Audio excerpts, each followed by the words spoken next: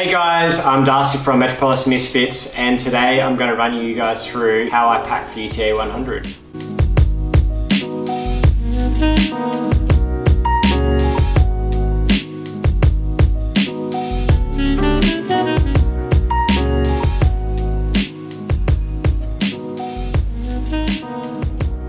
In this video, I'm going to show you the order that I pack my Advanced Skin 12 in and share some tips and mistakes that I've previously made in races, which hopefully will help you out on race day. The pack that I'll be running in is Solomon's 12 litre capacity. I find this a really useful backpack to use. It's got plenty of storage in the back for your mandatory gear, smart storage in the back. It's a big kangaroo pouch where you can fit a whole lot of stuff in there. The first item that I pack away into my Advanced Skin 12 is my raincoat. I find the best position for my raincoat is in the back kangaroo pouch. By putting it in this position, it also acts as a little cushion for your back. When you've got all the weight pushing down with gravity, it's really handy to have that supporting in your lower back. I find in the 100k races, it's really handy having it there.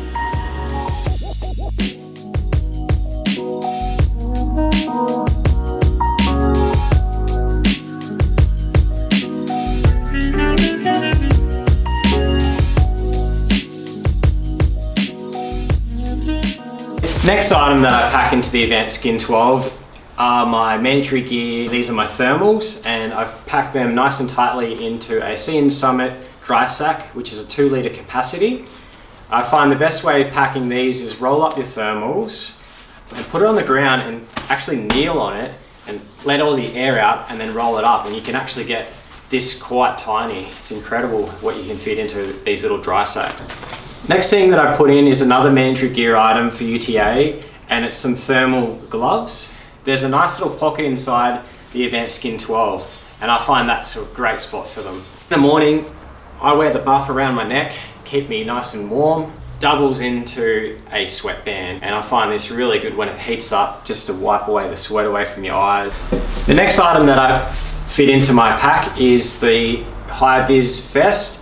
You will be required to use this at night when you're running in road sections. At some point, you'll be required to pull out a piece of mandatory gear for inspection to continue through the race. I find getting a lot of your mandatory gear into one bag a really good way of saving time on the trails. It's easy enough to reach out when you pull up to the mandatory gear, pull this out, point to it, and be on your way. Great way of saving time. Next item that I will pack is I've got this nice little LED lenser headlight. Also not too bulky, which packs very neatly into the backpack.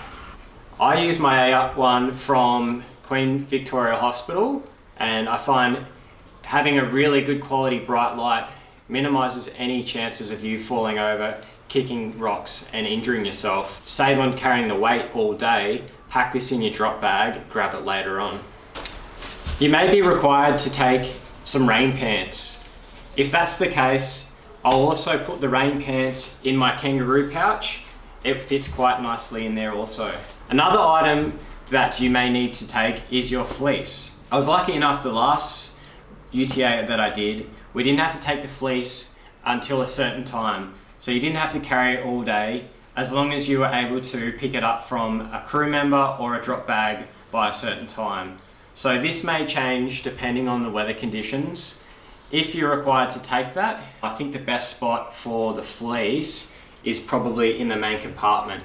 The next thing that I'm going to talk about in this video is try not to take any unnecessary liquids, because any excess liquids that you're carrying is excess weight. For majority of the race, I'll only have 2 full bottles. If it gets warm, I might take my third 500ml soft flask, and I'll store that in my naked belt. 2 soft flasks will be rolled up and stored in my backpack, and they're primarily there just to pick off the mandatory gear.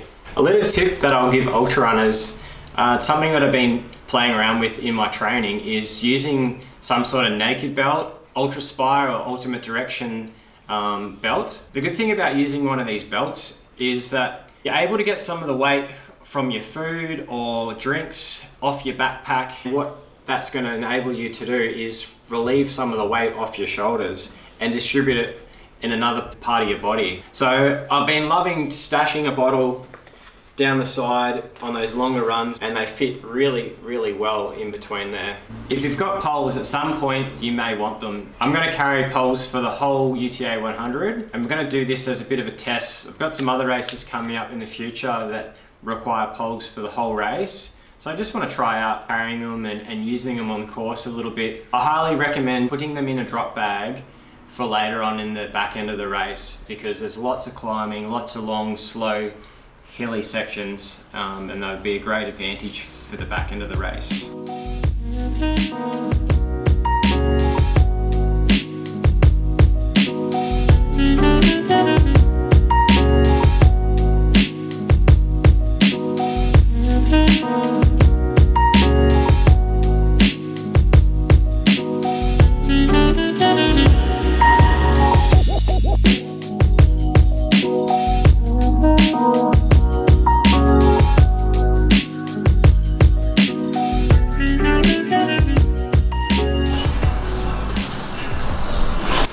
Little tip that I'll share with you is, if you're able to do your gear check before Friday, that's going to save you a lot of stress and time when you're doing your bib pickup.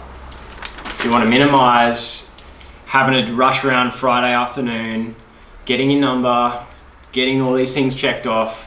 Get it done before, minimize the stress on the day. Another thing that I've learnt from ultra races is definitely don't pack your gear the night before the race. I find the best time packing is in the morning after you've had some breakfast and a coffee. Print yourself out a little checklist, go through, tick them off as you're packing them into your backpack. And basically, I just love doing this to minimize stress the night before. There's nothing worse trying to cram it all together and forgetting something, because when you're under stress, you're not thinking straight. So get into it morning to lunchtime and yes, minimize that stress. Another question I received on Instagram was, one of the lads was saying that the weather down in Sydney's been a bit wet and he's a bit concerned about having wet feet running 100 Ks. My tip with wet weather running is to minimize any blisters or any issues with your toes.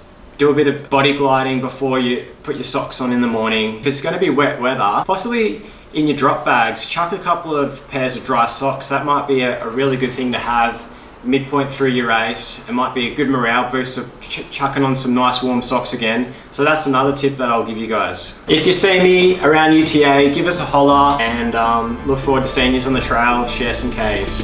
Rip in.